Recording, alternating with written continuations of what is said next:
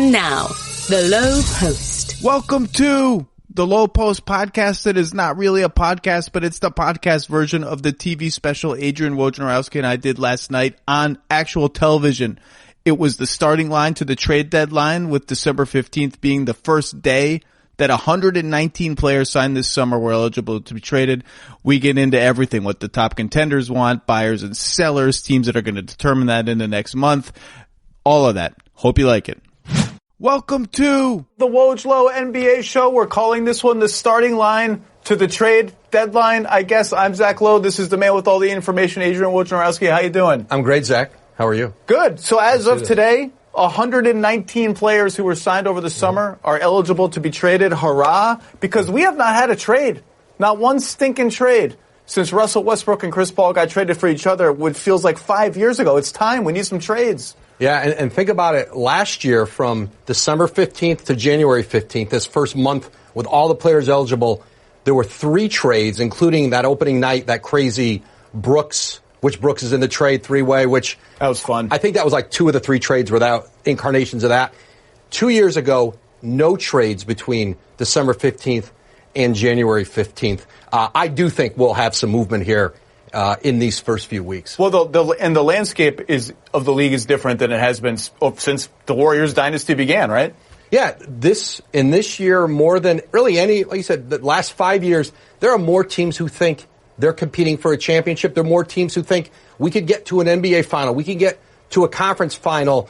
And by reason, we should expect more movement for the simple fact that, you don't have a league of teams conceding to the Warriors, although at the trade deadline last year, that Marc Gasol trade for Toronto, that was a deal that literally put them over the top to win a title. They don't win without Mark, and the next month I think will be pivotal. A lot of teams in the mushy middle will find themselves buyers or sellers. But let's not start there. Let's start at the top, the teams who absolutely know we are the cream of the crop. We are elite. We are contending for the championship, and that starts in Los Angeles, the mecca of basketball right now, and it starts with the Lakers, who are 23-3, and as we speak, clowning the Atlanta Hawks. I just saw a highlight of LeBron fake blocking a Rajon Rondo layup. So what's the latest with the Lakers? Well, the Lakers, here's one thing the Lakers and Clippers both have in common.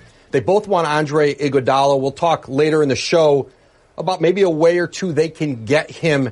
But this Laker roster, it is not built for another big trade, and they'll try to do some things around the edges. But the Clippers, you think there's a deal to be made out there for them, a hypothetical? Well, the difference between the Lakers and the Clippers, one of them is that the Clippers can still trade their first-round pick, at least their 2020 first-round pick. And if you're the Clippers and you've spent all that draft equity on Kawhi Leonard and Paul George, you are all in. And if you're all in, Maurice Harkless, who makes about $11 million, plus Patrick Patterson, plus your first-round pick, can that get me Marcus Morris? Can that get me another 3-4 combo forward that puts me even closer to the Lakers, closer to the top? They thought they had Marcus Morris in July, 3 years, $40 million. He said no to that deal, ended up getting less from the Spurs, ends up with the Knicks, but that's a player that they had great interest with, that they saw who could fit with Paul George, with Kawhi Leonard, and so to see them revisit that is certainly plausible. I would expect that package to be out there because, again, once you're this far in, you got to go all in, and the Lakers are way better than most people thought. I mean, it's going to be competitive just to get out of the second round of the West. In the East, look, the presumptive favorites were Milwaukee and Philadelphia going into the season. Milwaukee is running away with the East and really the whole. I mean, they're 24-3. They're killing everybody. If there were ever a 24-3 team that can't just rest on its laurels of being 24-3, that has to look really hard at itself and say, are we sure we're this good? Are we sure there's nothing else we can do to make our team better? It's this Bucks team. This is the biggest moment for this organization, probably since Kareem Abdul-Jabbar was there, with Giannis staring at the Supermax in the summer. I would accept them to stand pack, but you got to expect they're going to look at stuff, right? Yeah, and especially, anything around the edges. And teams like Milwaukee, Philadelphia, Boston, I don't expect those teams to make wholesale moves. Philly made, 3 significant moves last season, but, a Milwaukee team, they're not going to mess with this. And I think Boston, to me, though, is the team that they absolutely need more size How do they get it, Zach? Well, let's start with Milwaukee. Yeah. Very creative last year, 4 seconds for Mirotić. Right. I think they'll look at a guy like Robert Covington, J.J. Redick if he were to become available. And I have heard they're a little bit under the luxury tax. I think they would go over it for a deal that puts them over the top. So look for that. And they have the Pacers pick that they got over the summer from Malcolm Brogdon. That'll be out there. As for Boston, look, the question they're going to have to ask is, yes, everyone says we need size, we need another center. Are there any centers or any big men out there who move the needle for us to the degree that it's worth Marcus Smart? Because it's going to have to be Marcus Smart. It's not going to be Hayward, Tatum, or Brown or Kemba Walker. And I think the answer to that question is probably going to be no. Boston will do what it always does. It will call all over the league. They'll be on the phone with everybody. They'll try to get something for nothing from a team. And Bobby Marks, our front office insider, had a great fact. The only real in-season trade Danny Ainge has done in this entire tenure was 2015 Isaiah Thomas from Phoenix. That's the only real in-season trade he did. Wow. And you look at the centers that are available versus the three-headed monster that they have at center, it's probably not better than what they have based on what they can get. And like you said, they're not looking to trade any of these wings. I think this will be a team that, still when they get into playoffs, especially Philadelphia with Embiid, that size is still going to be a problem for them. Yeah, and Boston, maybe that's a buyout team, too. Maybe they'll look at the buyout market. And Philly, look, we all know Philly's going to look at shooting, right? And they're going to have their first-round pick and play. Cobbling together salaries for them is going to be difficult, but Mike Scott plus Zaire Smith, that gets you somewhere into like a $10 million player coming back. So they'll look at all the usual, name all the shooters. They'll look at all the shooters. That's right. The team that we haven't talked about that maybe is a little bit below this level of conversation, and I think has maybe the most volatility in the whole league, is the Houston Rockets. And they always try. They're always going to try. Right. They can't trade Eric Gordon because of the contract extension, which actually kind of cripples their flexibility. Mm-hmm. He's in terms of salary and appeal around the league, he's the one that really gets things done. That leaves Capella and PJ Tucker and whatever draft assets they still can trade picks despite the Westbrook deal. This is a big moment for Houston. This is really a moment of truth coming for this entire organization. Mike D'Antoni turned down a contract extension this summer. He's in the last year of his deal. He has shown no inclination to want to do a new deal there. He is playing it out this season. And ever since Daryl Morey sent that tweet out earlier this season, there's even more pressure on him with this new ownership group to advance deeper than they have in the playoffs. The only thing left for them is the NBA Finals. I think this era of Rockets basketball is at stake with this season, and they're going to try everything they can to improve the team. I don't know if there's a lot of moves out there for them. Well, Tucker is just invaluable for everything they do. Corner threes and defense. I just don't know that they can spare him, and that just leaves what can Capella plus whatever get us. And Capella's been played off the floor in the Warriors series, but really only the Warriors series, and the Warriors are gone. So it's going to be a very tricky spot for them. Daryl Morey has tried any number of two-way, three-way, four-way scenarios to get Andre Iguodala from Memphis. That doesn't seem to be a scenario that is going to come into play. I think he's kind of thrown his hands up on that one. And we'll see. I mean, Houston, they're always going to call around. They're always going to try, but it's going to be tough for them. Next, we will talk about what I think is the most interesting part of the league, the big fat middle. The teams that are going to have a month now to decide, are we buyers or sellers? What are we doing? And that includes the defending champs. And when we get back, we will start with them.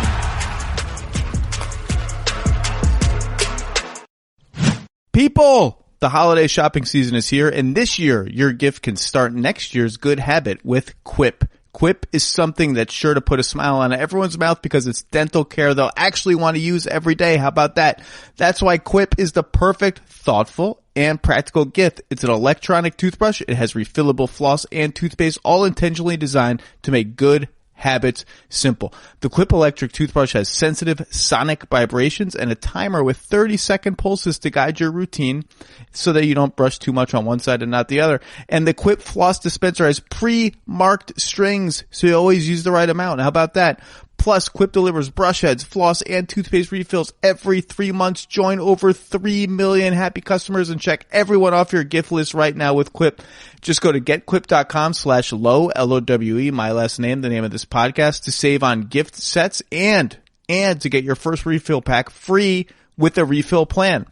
That's your first visit. Get refill free at getquip.com. GetQuip.com/low, getquip.com/low. Welcome back to the Woj Lowe starting line for the trade deadline. And I think one of the more interesting parts of the next month is going to be all of these teams that, wow, do we really have a shot? Should we go for it? Should we sell? What should we do? This next month is going to determine a lot of that, right? Yeah, like that 7 to 12, 13 range. You know, these teams who, here's what they don't want to do in the next few weeks is be the first team to go in, trade their good veteran, and tell their fans, hey, we're headed for the lottery. We're out of this while their, teams are sending out, you get those emails, hey, here's the 4-pack of the Hornets, Timberwolves, Cavs to buy those tickets. Come see these games. Right. So they're not doing that right now. They're all looking at each other going, who's going to set the market? Who's going to jump in first? So you'll see those teams as they win games, as they lose games, as we get closer to the trade deadline. Those are the teams who aren't going to just jump into this. And that is most of the league. Well, first of all, sometimes the first mover gets the best deal. Sometimes when you get out in front of it, you end up beating the market, especially if you're trading a guy at a crowded position and a team just desperately wants him for some reason. It's usually going to be a GM with a long-term contract who's the first one to jump in. Job security above all. Yeah. To me, the one of the guys that really could swing this trade market from whatever it is now to even more interesting is Kyle Lowry. And it's tempting to say Toronto is too good to trade Kyle Lowry. Toronto's too good to go into sell mode because they're 5th in the East and they're taking a victory lap. This is great. Am I going to get a good enough draft pick plus whatever to make it worth bailing out that victory lap? But as good as they are, they're only 5th in the East and they're one losing streak from being around 7th. So what do you see for the Raptors? When Masai Ujiri gave Kyle Lowry that extension before the season, one more year, took him out of this summer's free agency, $30 million. There was really one reason for him to do it. It made him easier to trade because now teams have him under contract for another year. They want to re-sign Fred VanVleet, who'll be a free agent this summer. I just think Toronto, look at the potential free agents. Marc Gasol is in the last year of his contract. Serge Ibaka in the last year of his contract. And Kyle Lowry not probably a part of their future. They've got to make decisions based on where are they in the standings. Is this team good enough to make a run? Pascal Siakam has made another leap from most improved player to, maybe a borderline top 5 MVP candidate. And so I think for Toronto, they look at this season and then they look at next summer, the summer of 2021, when like a lot of other teams, they want to be in the sweepstakes for Giannis Antetokounmpo. So you're not going to see them do anything here that's going to compromise their salary cap flexibility for the following year. If you think they've done that, you will be wrong. Whatever salary they put on for that summer is whatever they need to move, they'll be able to move it if the push comes to shove. Ibaka and Gasol are very good players. Lowry is the guy that can turn a good team into a great team or a great team into a championship team. So that's what from the lower level teams like Orlando to a team that's like Miami, like that who's 18-6. Those are the teams that really, he can help anybody. And a team like Minnesota who would like to upgrade that point guard position and to bring in a veteran who can maybe help them get that group into the playoffs. There will be plenty of interest in Lowry if he's on the market. The other guy who, again, could swing this trade market if and when is Drew Holiday. Yeah. And the Pelicans lost again today to Orlando. I believe they're 6-21. That's a deep hole for a team that had playoff ambitions. We still haven't seen Zion. Again, Drew Holiday's plug and play in a lot of different places. What have you heard about, again, it's just December 15th. We just started, but what have you heard? Well, last season, there were so many teams in both conferences who wanted to get at a Drew Holiday trade when Anthony Davis was on his way out. In New Orleans, they thought they would go into a full rebuild. What David Griffin did this summer was, with the combination of the veterans, the young veterans he got back from the Lakers, going out and getting J.J. Redick in free agency, making a deal for Derek Favors, they had hoped they could compete for the 8th seed. That's obviously not happening. And Drew Holiday has loved being in New Orleans. He's embraced that town. But he's at a point in his career, too, where he's not going to be interested in a rebuild. It's becoming that. And so I think you're going to see a lot of the league here wanting to see Drew Holiday, J.J. Redick, who signed a 2-year deal. There's not a contender in the league who wouldn't love to get J.J. Redick on their roster. So I think watch how this plays out in New Orleans between now and the first of the year, and because most of the team is watching to see if they can get at some of those guys. Can I give you my favorite fake Drew Holiday trade? Please. to Denver, Drew Holiday to Denver for Gary Harris, some salary filler, and a young player, and maybe a draft pick, depending on how. Is Michael Porter Jr. still untouchable? I don't know, but a deal built around Michael Porter Jr. is untouchable. It would be nice if we could see him play. We'll talk about him later. But Drew Holiday to Denver. Drew Holiday's still only 29. Yeah. Like, he's got a lot of time left, and to have him play off Jokic, again, he's plug and play anywhere. He doesn't need the ball all the time to be successful. He'd be a great trade asset. Another guy who doesn't need the ball but would like it more than he's getting it right now is probably the biggest name that's already known to be on the trade market, and that's Kevin Love. 3 years left on a big contract after this one. Cleveland is going nowhere this year. It's clearly not a part of their long-term future. There seems to be a pretty big dissonance around the league between what Cleveland thought they could get for Kevin Love when they gave him this big contract extension and what teams right now are willing to give up for him. So I'll just put it to you. Will they be able to get a young player and a first-round pick or either one for Kevin Love if and when it comes to it? I think they're looking at a marketplace. And you could say this not only about Kevin Love, but we'll go through some of the other names later. I don't know that there's a veteran here they're getting back a big haul. Drew Holiday, yes. But Kevin Love, I think you're looking at a marketplace where they'll get probably a protected first-round pick and maybe an expiring contract and then maybe a throw-in player. There's some teams, Portland was a team that has had interest in Love in the past. They have the big expiring contracts there. And I think if you're going to take on that $90 million for Love, you're a team, if you think he can impact you, it's as your third best player, maybe even your fourth best player somewhere. That's a lot to pay that. But I don't think anybody thinks Kevin Love puts them over the top, even as their second best. But they'll be interested in him as we get closer. And I think Kevin Love is ready to go. He is not this rebuild in Cleveland with John Beilein, a college coach. He has shown at some different times here, less than an abundance of patience about being around. He could make it so they feel, let's get him moved now. If he's in this environment, not great to have around a first-year NBA coach and a young roster. Well, he took the greatest 3-second violation in the history of the NBA the other day in Philadelphia when he finally, here it is, watch. 1, 2, 3, 4, 5. It just keeps going. And this does not look like a player who's super psyched to be playing with Colin Sexton and Darius Garland. And look, Kevin Love is still really good. Yep. And I think they will get a first-round draft pick for Kevin Love. Yes. I still think one of these teams, like it's Portland, I think Phoenix will sniff around. I think we'll see some unexpected teams come out and say, okay, that's all the price is. And if you're Portland, you're making that deal for next year more than this year. Because if it involves Whiteside going out, he's a big part of your team right now. But you have Yusuf Nurkic coming back, and then you put McCollum, Lillard, Love, Nurkic. Like, you can roll with that. Right. That's fun.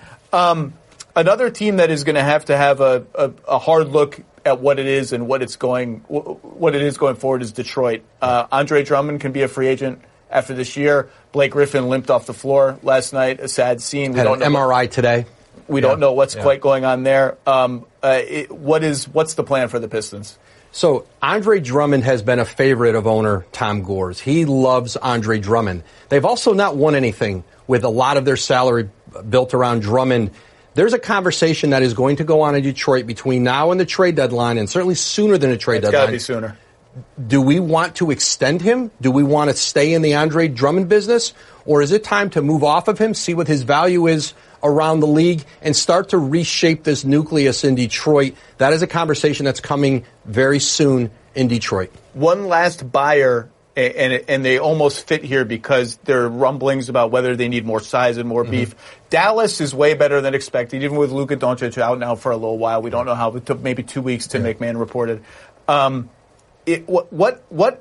they've traded those 2 picks to the Knicks, so they don't have a ton to give up. Tim Hardaway's semi-expiring is a player option. He's probably going to take it, actually. What do you expect them to do? Whether it's at the trade deadline or whether it's this summer, I think they would like a big physical presence to put alongside Porzingis, Doncic, and Andre Drummond. How about a Montrezl Harrell with the Clippers if they can't afford to keep him? He becomes a free agent. Paid a lot of money. He is. And so that kind of player, look at through the years, Mark Cuban, the guys they've gone after, DeAndre Jordan, Dwight Howard, what other big centers am I missing? There was another one. Well, they had Tyson Chandler for a while. Yeah, so Clint Capella they've been linked to before in trade. Yeah, so that's a position that they've had of need. And so, I think you watch Dallas. They don't have to They're making long-term decisions. They don't have to do that here by the trade deadline, but they can be opportunistic. First of all, if the Mavericks want a big hulking presence, they have the guy who starred as a villain in John Wick 3, Boban Marjanovic, barely even playing. They can use him. And I think they're actually very similar. They're sort of like Boston West in that they have all of these sort of center by committee guys that are not household names. They're not even like sub-household names. Mm-hmm. Dwight Powell, Maxi Kleber, like those guys are playing well. And I'm not sure whatever upgrade exists between those two and giving Porzingis some minutes at center to Drummond is worth giving up Tim Hardaway, who's shooting the lights out for them lately. So it's going to be an interesting conversation. When we come back, we'll talk about some more teams in the buyer, seller, if, when, how, and some good teams to get to. So stick with us. It's time for some straight talk, people. Look, you wouldn't spend more to get the exact same thing, would you? You would not. So when I tell you that Straight Talk Wireless runs on the same networks as the big guys but charges you a lot less, you got to take that deal and run. And the deal just got even better. Straight Talk Wireless now offers 25 gigs of high-speed data on our $45 unlimited plan. That's right. Get America's best networks and 25 gigs of data for only $45 a month. Straight Talk Wireless, everything for less, only at Walmart. First 25 gigs at high speed, then 2G. See terms at straighttalk.com.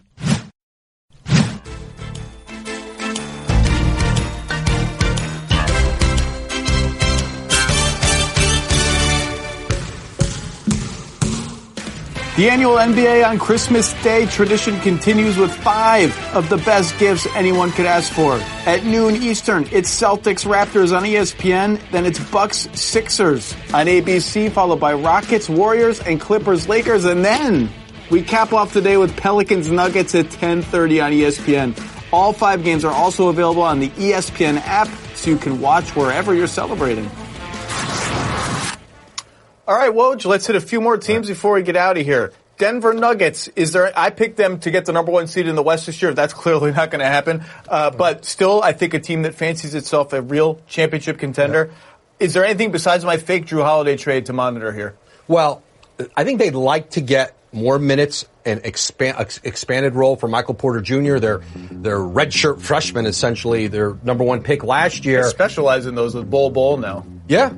Like, they'll develop those guys. You know, Malik Beasley did not agree to an extension in the fall. He could be a restricted free agent this summer, and that's a name that, you know, teams around the league have said is available. And so if you move a Malik Beasley out, you know, it maybe starts to clear up some room. But I don't think we see wholesale change in Denver. I think their core is there, although your trade, you know, maybe Tim Connolly watches the show and decides to get involved in a potential Drew Holiday deal. Hey, Malik Beasley made some big shots for them in the playoffs last year. There are playoff games they do not win without Malik Beasley last year. He's a good player.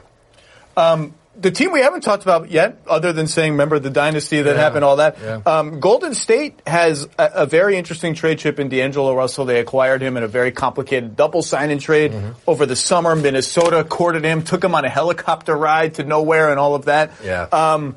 What kind of value? I mean, it's been a weird season. He's missed almost half of it. The team is totally injured and broken. What value does he have right now? And don't you think they just wait till the summer to figure all this out? I do, especially if you were going to move D'Angelo Russell. It isn't a big deal, and I don't. To me, a scenario where he could move is D'Angelo Russell and that number 1 pick. Now, the Warriors could have the number 1 overall pick in the draft. You got to see where that baby is. You've got to see where it is. You've got to scout the world this year, decide.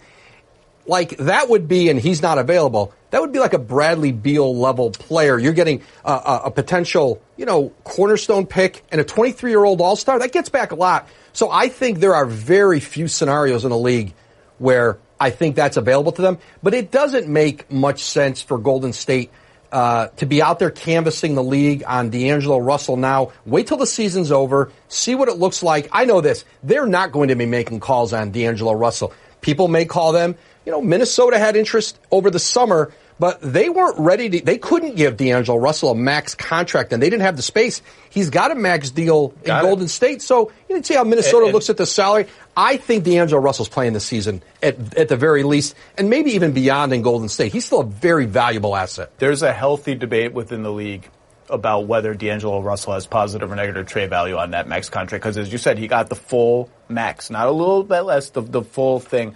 The bottom line is D'Angelo plus whatever that pick ends up being, that's where you let the playoffs play out and see if they create the playoff by outcome, creates a new star that wants out or a new situation that goes haywire. And whatever the best deal for D'Angelo Russell that exists now or in February will be there again in the summer. Right. There is no rush. And Zach, trading that kind of a really high draft pick can be very short-sighted. Even though you want to get another elite player on, around the age and the career trajectory of Klay Thompson, Steph Curry, you've got a chance. If it's a James Weissman and Anthony Edwards, those are hard players to trade away for a 30-year-old somewhere. Speaking of the Warriors, you hinted at it earlier. Adrian Wojnarowski is ready and waiting. He's in exile on the West Coast. But agreed upon exile to some degree. Staying in shape, watching the landscape. But Memphis has been just absolute, resolute in their belief that they're going to find a trade for Andre Iguodala before the February 6th trade deadline.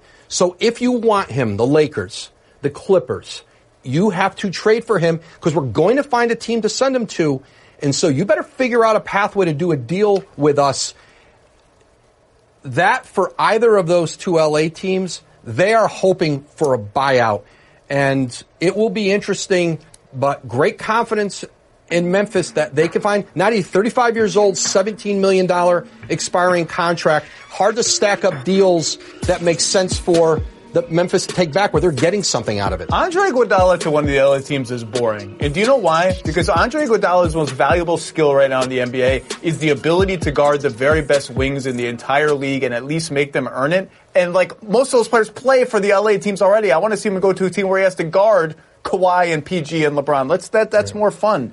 We'll see. And last but not least, a team that really we thought was conceived just for the sole purpose of making trades involving their veterans was the Oklahoma City Thunder, who already have 9 million draft picks from everybody. Yeah. But they have 4 veterans, Chris Paul, Danilo Gallinari, Dennis Schroeder, Steven Adams, who everyone just kind of assumed this season, next season, the summer, wherever, they exist to be traded. Start with CP, the biggest name on the list. I mean, are any of these guys moving? There is no belief in Oklahoma City or even in the CP3 camp that there's going to be a trade for him. After the season, another year off of that giant contract, maybe. He's played well for them. Yeah. But at $40 million plus, so I think they're resigned that he'll be there. Gallinari is the one who's on an expiring contract. Now, if they can't find a trade for him, if they don't do a trade for him at the deadline, they can work with him on a sign-and trade after the season to a team that doesn't have cap space. And then Schroeder, Adams are players who they're going to take bids. Schroeder, there's going to be interest in both. But I think Oklahoma City's in a position where, especially with the guys under contract, they could wait till the season's over to do those deals. Yeah, as you mentioned before, I would keep an eye on Minnesota for Schroeder and really any point guard. And Gallinari, you nailed it. All the teams with cap room this summer are bad. And Danilo Gallinari does not fit on a bad team. Right. The good teams, he's plug and play. And I think Oklahoma City would be wise to stay patient and see, hey, what can we get in a sign and trade for Danilo Gallinari? So that's where we are. It's been a good starting line to the trade deadline. We have 7 more weeks of this, and we'll have some fun. Can't wait. Thanks for the intel as always, Zach, my friend. Thank you. Do you ever feel like ticketing websites make getting to the event difficult on purpose? It's as if they're so big they can get away with not caring about the customer experience, which is the only thing they should care about. But with millions of live event tickets and a price match guaranteed, that's very important. SeatGeek proves there's a better way. You can search sports, live music, comedy, Broadway, more. SeatGeek has the tickets you're looking for and all in one place. Your days of scouring 12 sites on the secondary ticket market are over. SeatGeek pulls together millions of tickets from all over the web, and then it rates each deal on a scale of 1 to 10 and displays them on an interactive seat map that is super easy to use. Green dots, those mean good deals. Red dots, maybe not as good. Every purchase is fully guaranteed, so you can shop for tickets with confidence. I have the SeatGeek app on my phone. I've used it to buy tickets to lots of things before even Broadway shows. SeatGeek will even give you $10 off your first purchase. That's a lot. All you need to do is use our promo code. Download the SeatGeek app today and use promo code LOWE, L-O-W-E, for $10 off your first SeatGeek purchase. That's promo code LOWE. Bam, $10 off your first SeatGeek purchase. Welcome to the YouTube extra from the Woj Lowe NBA special, the starting line to the trade deadline. It's December 15th. 119 players who signed over the summer are now eligible to be traded. No one, disappointingly, has been traded yet. No one got traded. The whole day went by. There's like 3 hours left. Don't do that. As soon as you say that. That's true. All right. Let's talk about the best team that did not come up on the TV show that we just did, and that's the Miami Heat, who are 18-6, above even their own, I think, optimistic expectations. Absolutely. They have a lot of stuff, not a lot of draft picks because of the previous trades they've made, but they had some interesting stuff. They have an expiring contract in Goran Dragic, $19 million a year, or for this year. Right. I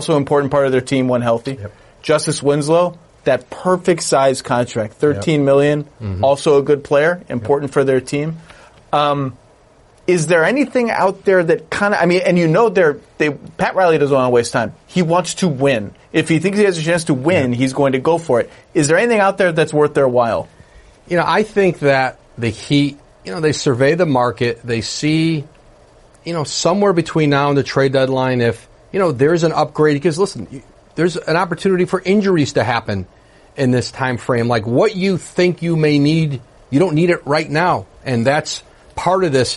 What's been remarkable, Zach, about Miami is to many of us, to even them and around the league, it looked like they were going to be this team stuck in the middle. Even bringing Jimmy Butler in, there wasn't a lot of, they gave up Josh Richardson, who's been, a good player for them. Player. One of the many great finds, second-round pick, who they developed. And you look at that scouting staff, pound for pound, as good as any, I think, over the last 15 years, the ability to go out and find players that were overlooked, undervalued, all over the world, the Miami Heat, the San Antonio Spurs, and Kendrick Nunn out of the G League, Duncan Robinson, who was a Division III player, then it transfers to Michigan, undrafted. And why did his agent choose Miami when he had some other offers? Because of their history of developing players. Then that becomes, when there's a guy like that, the agents, it becomes a magnet. I know they get these guys better, and this team in Miami is, with Eric Spoelstra, like, they're going to defend. They've got a closer, obviously, and Jimmy Butler now, and, like, they're going to be, no one's going to want to play them. No one's going to want to play them in the playoffs. You know what else they got? Bam! Bam is putting up triple-doubles. You called it. On the regular. Yeah. The challenge with them is, they want salary cap space in the potential summer of Giannis in the summer of 2021. So they're not going to, any deal that adds a mega salary, like people have wanted to link them to Kevin Love, that complicates. And that's why Chris Paul doesn't make any sense for them. Chris Paul's the same thing. And again, the players that you talk about as if, they're sometimes thought about as if they're expendable. Those guys are good players. Like Goran Dragic has been, before he got injured, was a 6 Man of the Year candidate. Justice Winslow can guard literally every position on the floor. He's essentially their backup point guard.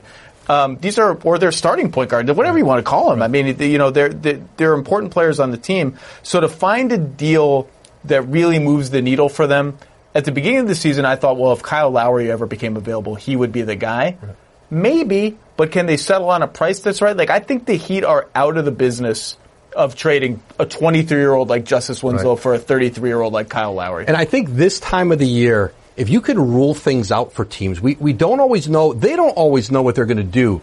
But you go around the league and you talk to people and they'll tell you often, here's what we're not going to do. And I think you've gotten that sense from even before this run started this season in Miami.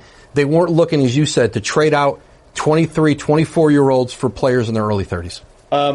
Let's talk about another team that has gone the other way in terms of expectations. That's Utah, which is just barely above 500, barely positive point differential. I think considered themselves a legit contender before the season. Now, this is now 3 or 4 years in a row where they start slow and January, February come around and they take off like a rocket ship and all the problems that we thought existed go away. They obviously have a lot of new chemistry to sort out with Mike Conley, Joe Ingles coming off the bench, his favorite pick and roll partner, Derek Favors, being gone. They've had a couple of games recently where both Ingles and the team have looked more like themselves.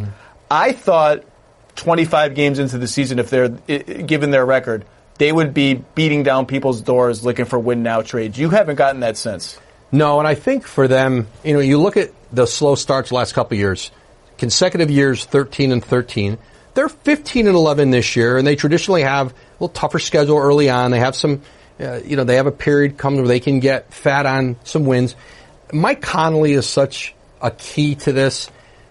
If you look at, he's been out with an injury here for about a week.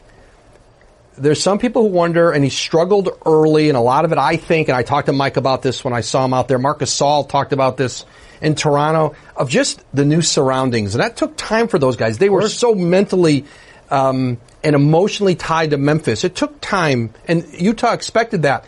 They do not believe in Utah that Mike Conley has fallen off the cliff. They believe they're going to get the player that they traded for this summer. And I think once Conley is playing better, I think the whole thing runs a lot smoother. They're going to they've been a top 5 defensive team with Quinn Snyder. Now they have more offensive options than they've had. You've seen them in the playoffs where they just couldn't score enough.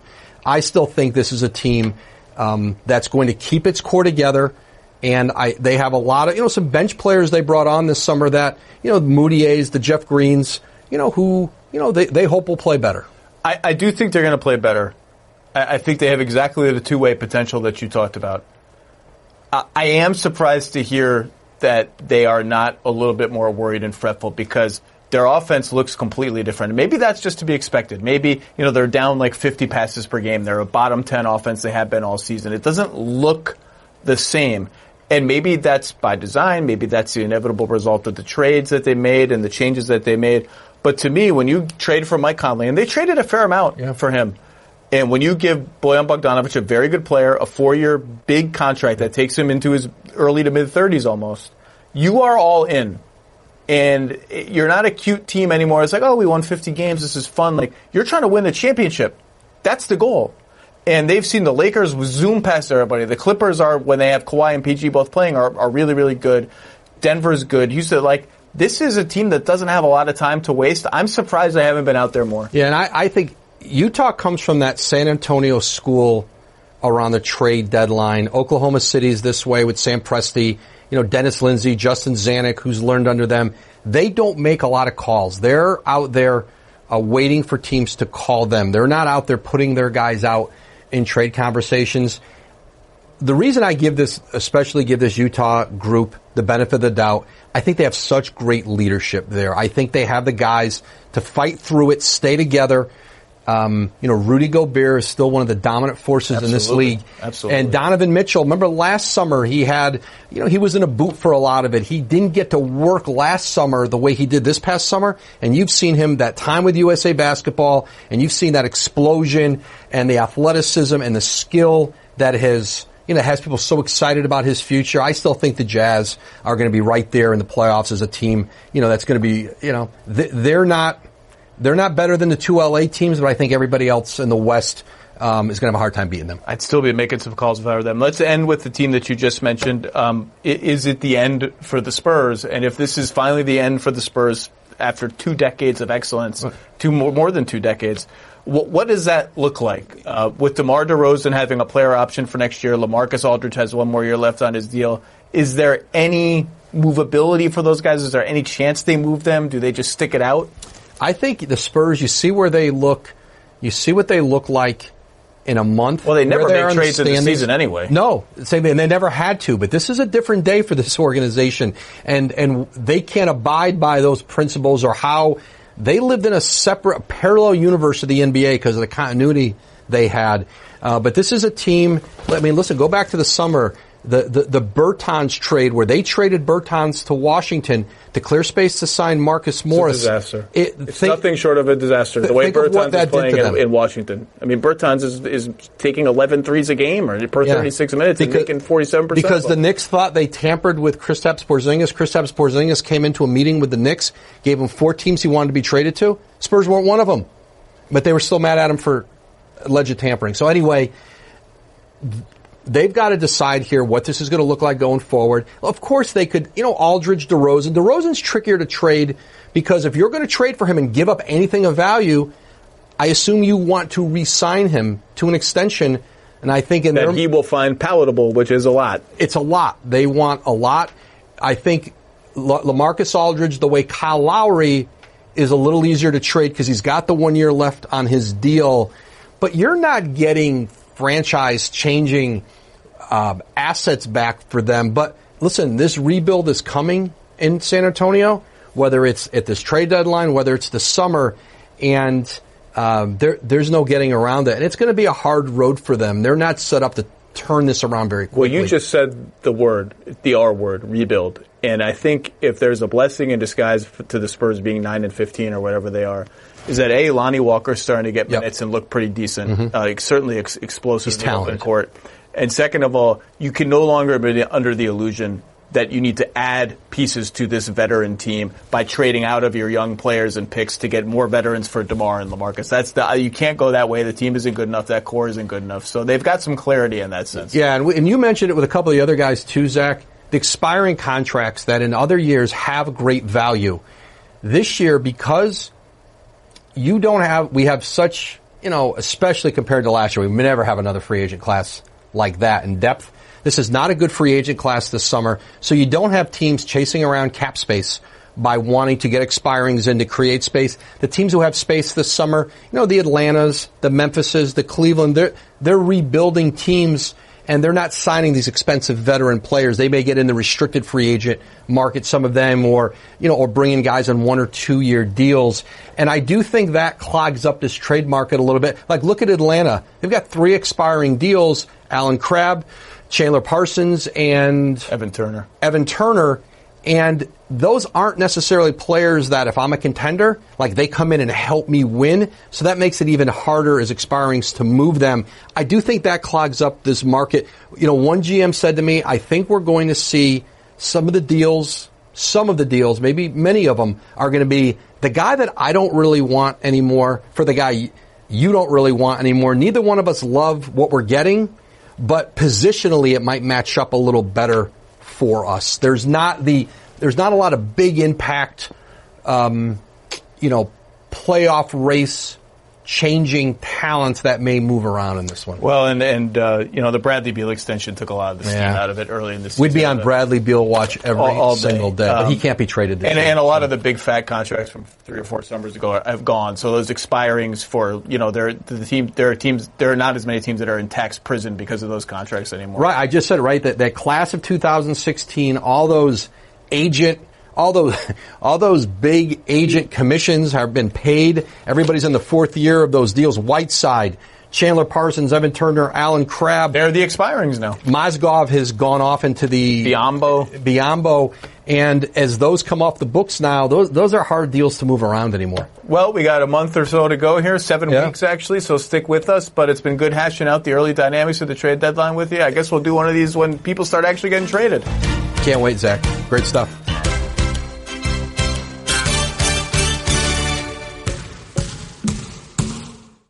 The Low Post is presented by Goodyear. Discover the possibilities. Goodyear, more driven.